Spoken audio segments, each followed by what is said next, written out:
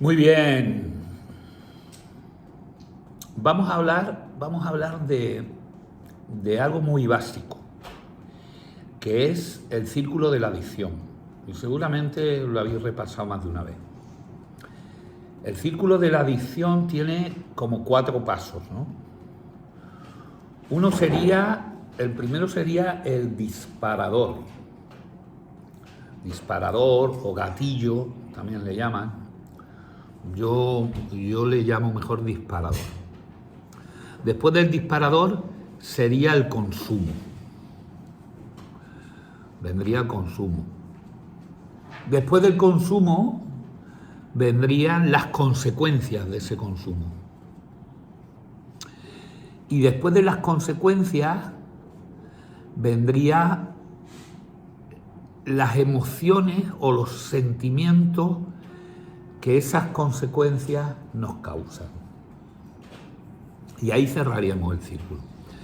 Entonces, disparadores para romper ese círculo, para salir de ese círculo, para poder romper el círculo de la adicción en tu vida, lo primero que tienes que hacer es identificar esos disparadores, que pueden ser situaciones, que pueden ser relaciones de personas, que pueden ser situaciones laborales. Bueno, cada uno tendrá o una de esas, o 3 de esas, o todas a la vez, o ninguna de esas y es otra. Porque, por ejemplo, yo tengo identificado un disparador que es el aburrimiento. Pero el aburrimiento con mayúscula. O sea, no es solo de estar aburrido porque no tienes nada que hacer, sino un aburrimiento que de lo que habla es de una apatía, ¿sabes? Una apatía de la cotidianidad, de hacer siempre lo mismo, sin tener ningún pico de excitación o de algo excepcional, algo que se salga fuera de lo común. Entonces estás metido en esa cotidianidad, en ese tedio. Es un tedio, un aburrimiento, pero un aburrimiento vital. Y entonces necesitamos, de alguna manera, sentirnos vivos, salir de esa comodidad del día a día y que ocurra algo especial en nuestras vidas. Y ese es un gran disparador. Entonces, este disparador te puede venir estando o muy bien en la vida, realmente, porque estás bien, porque todo te va bien, porque tienes tu casa, tus hijos, tus ingresos bien, las relaciones afectivas bien, pero de tan bien que están como en una chicha calma, están como muy sereno todo, y eso te pone nervioso. Te pone nervioso porque todo va demasiado bien, sin haber un pico de excepcionalidad, un pico de fuegos artificiales, ¿no? Sino que todo está bien pero sereno. Y a la inversa también puede ocurrir que porque está todo muy mal, porque todo te sale mal, porque no tienes salida, porque lo que haces es estar sujeto a la provisión de tus padres, por ejemplo, o la de tu marido, o la de tu mujer, y con poca libertad de hacer cosas, porque todavía o bien no tienes trabajo, o bien estás endeudado, o bien la cosa está mal, siempre estás discutiendo, siempre. Entonces eso se vuelve una normalidad y se vuelve una cotidianidad, siempre la discusión, siempre. Entonces está uno temiendo llegar a casa porque sabe que va a llegar a casa y por un pito o por una flauta va a discutir. Entonces necesito salir de esa normalidad negativa. Así que si estoy bien, vamos a celebrarlo y vamos a festejarlo y me voy a pegar un homenaje, y si estoy mal, de perdido al río. Total, ¿para qué vale que yo me esté esforzando tanto? ¿Para qué vale que yo esté manteniendo una sobriedad, una vigilancia sobre mi adicción, si luego la vida no me premia? Soy infeliz. Entonces, esos dos estados son peligrosos para el disparador del aburrimiento. Y el del medio más todavía, porque si no hay ninguno de los dos, es que hay ahí que ni me va bien ni me va mal. Es como cuando te preguntan, ¿qué tal? ¿Cómo estás? Y dices, pues, bueno, tirando, ¿no? Ahí vamos. No tengo nada bueno ni extraordinario que contarte, pero realmente tampoco tengo nada malo que decirte. Ahí, sin pena ni gloria, o sea, sin pena ni gloria, ese término medio. Y yo creo que ese disparador es mucho más que el cruzarte con un antiguo compañero de adicciones, es mucho más que una zona en concreto, un barrio, un parque, un sitio por donde, un bloque de pisos por donde tú comprabas o desarrollabas tu adicción, ¿no? Unos bares, un tipo de cafetería o de bares. Yo creo que ese estado del alma es mucho más disparador que cualquier situación, ¿no?, material o física que pudiéramos encontrar, ¿no? Para los ludópatas, por ejemplo, las maquinitas que están estudiadas para que creen adicción hasta la música, la musiquita que parece una musiquita tonta, eso está diseñado. Los colores que llevan, los colores llamativos de la máquina tragaperra, todo eso está diseñado para crear cierta adicción. Entonces al ludópata se le dice que no entre en las cafeterías precisamente por eso, para que no reciba el disparador de las máquinas de tragaperras. Pero yo lo que pienso es que es un disparador mucho más profundo, mucho más, a la larga se va forjando, y a la larga es mucho más consistente y mucho más difícil de parar. Porque el de la máquina tragaperra, con salirte de la cafetería, es suficiente.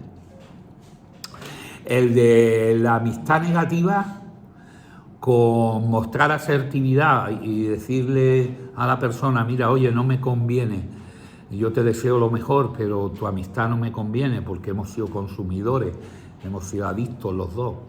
La misma cosa, así que te vaya bien. Y despedirte tienes bastante. Es una solución un poquito más tajante, más directa y más rápida, ¿no?, de cortar ese disparador. Que, por cierto, debes tener en cuenta. O sea, nadie está diciendo que eso no lo tengas en cuenta, ¿eh? Entonces, volvemos al círculo. El primer paso sería este tipo de disparadores, y entonces lo que tú tendrás que hacer es identificar cuáles son tus disparadores. El mío es el aburrimiento. Entonces, yo he llegado a cogerle el gusto al aburrimiento, observando el beneficio que eso me produce.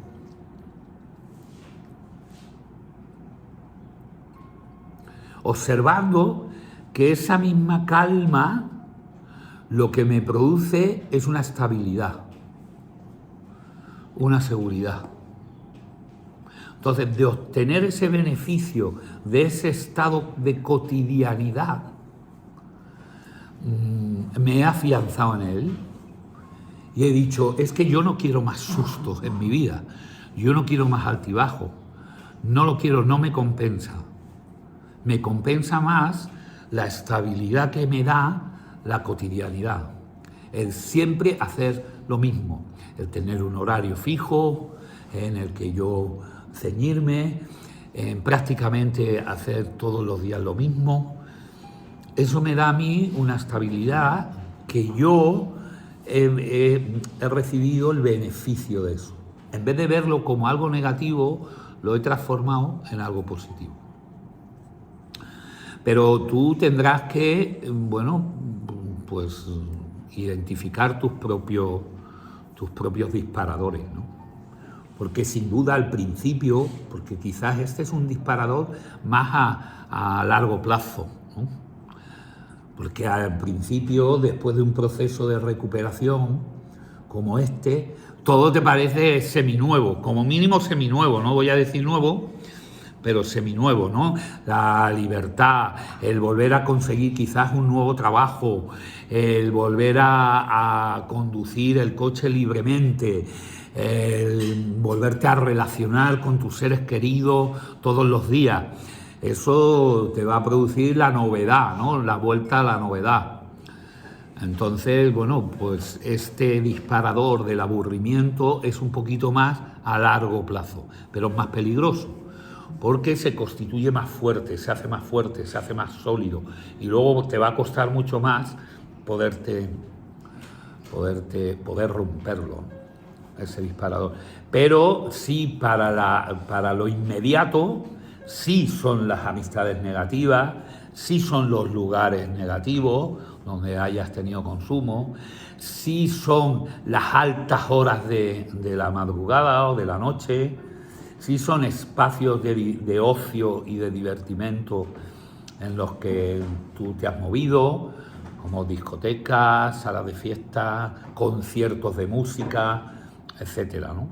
Entonces, todo eso tú tendrás que ver que son disparadores para ti y tendrás que romperlos, tendrás que evitarlos. Entonces sería interesante hacer una lista, hacer primero una revisión profunda y hacer una lista en tu cuaderno de vida para que tú tengas presente eso y puedas estar alerta sobre esos disparadores y puedas evitarlo si es que puedes evitarlo, porque si no, si tú no lo evitas, ¿cómo? Bueno, primero haciéndolo luz con la persona de confianza que tengas a tu lado. Puede ser tu cónyuge, puede ser tu pareja, puede ser tu terapeuta, puede ser tu amigo, pero amigo de verdad. Hacerlo luz. ¿Tú sabes lo que me tienta a mí? Me tienta este sitio, venir a estos sitios. Me siento mal, me siento con deseos de consumo, con hacerlo luz. Eso es lo primero. Y lo segundo es pedir ayuda, porque si eso va un poquito a más, pedir ayuda. Por eso nosotros desde Aliento de Vida lo tenemos dicho. Por supuesto, cuando estáis haciendo el programa, por supuesto, en los permisos que hagáis, pero cuando habéis terminado y estáis fuera, siempre tenéis, por lo menos mi teléfono, y creo que con el resto del equipo lo tenéis, siempre. Y 24/7. O sea, a la hora que haga falta y el día que haga falta, tú me puedes llamar. Entonces, bueno, ahí rompes disparadores. En caso de que no, más tarde o más temprano va a venir el consumo. Va a venir el consumo. Más tarde o más temprano. Los disparadores son fichas de dominó que van tumbando tu fuerza de voluntad, tumbando tus decisiones, tumbando tu determinación, tumbando tus objetivos y con ellos tus horizontes, tus esperanzas. Entonces cada vez tienes menos motivación, cada vez eres más débil y llega el consumo. Llega el consumo, inevitablemente. El consumo tiene poco más que decir. Cada uno sabe cuál ha sido su adicción, cuál ha sido, a través de qué consumo, de qué sustancia o de qué hábito ha llegado a desarrollar la enfermedad de la adicción y poco más que decir. Después de la adicción vienen las consecuencias. Y eso sí, consecuencias desastrosas. Y aquí me gustaría aclarar un puntito que muchas veces se confunde. Y es el tema de las recaídas. Es indispensable que en un inevitable que en un proceso de rehabilitación haya recaídas. Inevitable, no. Porque yo he conocido pacientes que se han rehabilitado sin tener ninguna recaída. O sea, que no es inevitable, que se puede evitar la recaída. Ahora, si ocurre, forma parte de ese proceso de rehabilitación, y eso hay que tenerlo en cuenta. Si ocurre el consumo dentro de un proceso de rehabilitación, ese consumo forma parte de tu proceso de rehabilitación. O sea, que tampoco es motivo para que tú tires por la borda todo y pierdas la esperanza de una rehabilitación. No, hay que entender que no somos supermanes y que estamos luchando contra una enfermedad muy cruel y muy complicada. Entonces, bueno, puede ocurrir, y es muy común que ocurra. ¿Es inevitable? O sea, ¿inevitablemente tiene que ocurrir la recaída? No, inevitablemente no. Pero que es común, sí. Entonces usted lo que no puede es tirarlo todo por la borda. Usted lo que tiene que tener es la suficiente valentía como para levantarse y pedir ayuda. Y pedir ayuda. Y proseguir en ese programa de crecimiento personal y de rehabilitación. Ahora, hay una idea que subyace en eso, y es que el adicto piensa que el programa que le sigue a una recaída, o sea, el programa de recaída, siempre será más corto y más fácil que el primer programa de rehabilitación que hice. Y eso no es cierto. Eso no es correcto ni siquiera lógicamente. Porque si pensamos lógicamente, si usted ha hecho y ha desarrollado un programa de crecimiento personal, lo terminó y usted ha recaído, significa que el programa que hizo no fue suficiente. Luego, el siguiente programa que va a hacer tendrá que ser cuanto menos más profundo. Cuanto menos más profundo. Ya no hablamos de largo en el tiempo, porque eso dependerá de su evolución, pero cuanto menos más profundo. Y por supuesto diferente. Porque uno no puede hacer lo mismo y esperar una cosa diferente, ¿verdad? Si haces lo mismo tendrás el mismo resultado. Entonces, los programas que se desarrollan después de una recaída tienen que ser diferentes y generalmente más profundos. Y si me apuras, hasta un poco más largos. Eso es un error que es muy común en la persona que recae. Pero no por eso uno debe de tener miedo a hacerlo luz, a pedir ayuda. Porque entra dentro de tu proceso de rehabilitación. Entonces, uno podría decir, por ejemplo, que yo he tardado en rehabilitarme 8 años. Pues sí. ¿Por qué? Porque cuento con recaídas que tuve.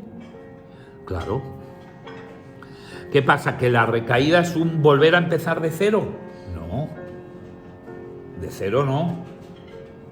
Es un punto en el proceso en el que yo voy a seguir, pero voy a seguir desde ese punto de recaída. No voy a empezar de cero. En mi interior no voy a empezar de cero. No sé si en la estructura del programa y las dinámicas del programa, pues parezca que puedo empezar de cero, pero en mi interior no, porque yo llevo un proceso hecho. Y es mi proceso. Y si entre recaída y recaída y tropiezo, o pasan 8 años, pues son 8 años lo que ha durado mi proceso de rehabilitación, que es mi caso fue ese. Y luego, ¿cuánto llevo rehabilitado? Llevo 18. Ahora ya sí, porque me rehabilité. Pero el proceso de rehabilitación en mí no fue de 9 meses del programa. Entonces, tú debes de pensar, ¿cuándo fue la primera vez que pediste ayuda?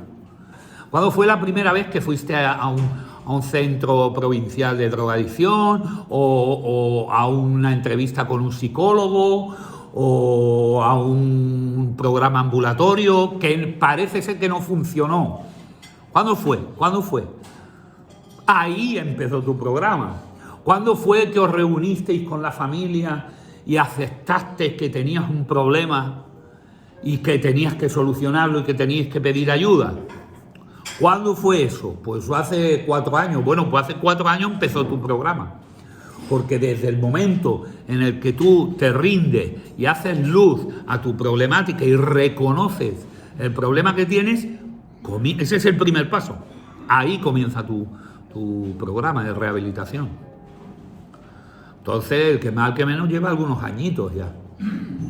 Entonces, que en ese tiempo hayas tenido una recaída o tal, pues es común. Ahora tendrás que levantarte y tendrás que pedir ayuda.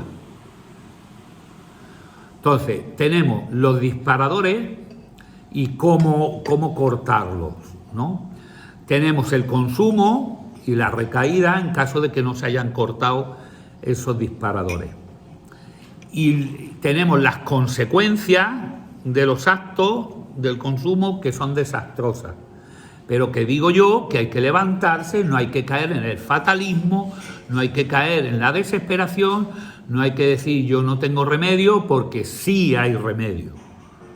De la droga se sale, de la adicción se sale, pero es un proceso. Entonces, superar esas consecuencias, que sean las menos posibles, darle el menos tiempo posible al consumo y por eso las consecuencias serán menores. Pero por muy pequeñas que sean, corremos el riesgo de que pasemos al otro punto, que son las emociones, la vergüenza y la rabia fundamentalmente, de haber consumido y de las consecuencias que eso me ha traído. Y eso me va a invadir de unas emociones casi insoportables si no son tratadas por un profesional. Si tú no has pedido ayuda en esas consecuencias, te has levantado, has hecho luz y has pedido ayuda de nuevo a un profesional que te pueda ayudar a canalizar esa vergüenza y esa ira, no vas a poder con ella.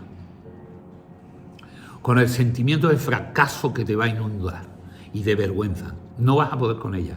Y entonces vas a necesitar anestesiar esas emociones.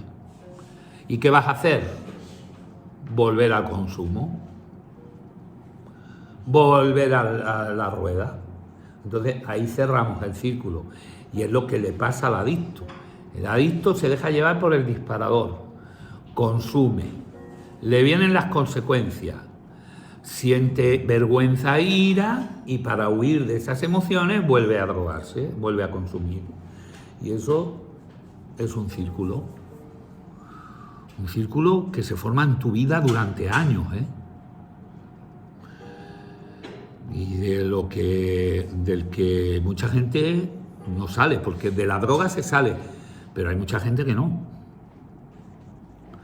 Entonces sería muy interesante que usted analizara todo esto y en lo que lleva usted vivido del proceso de su rehabilitación, identifique cuáles son los disparadores,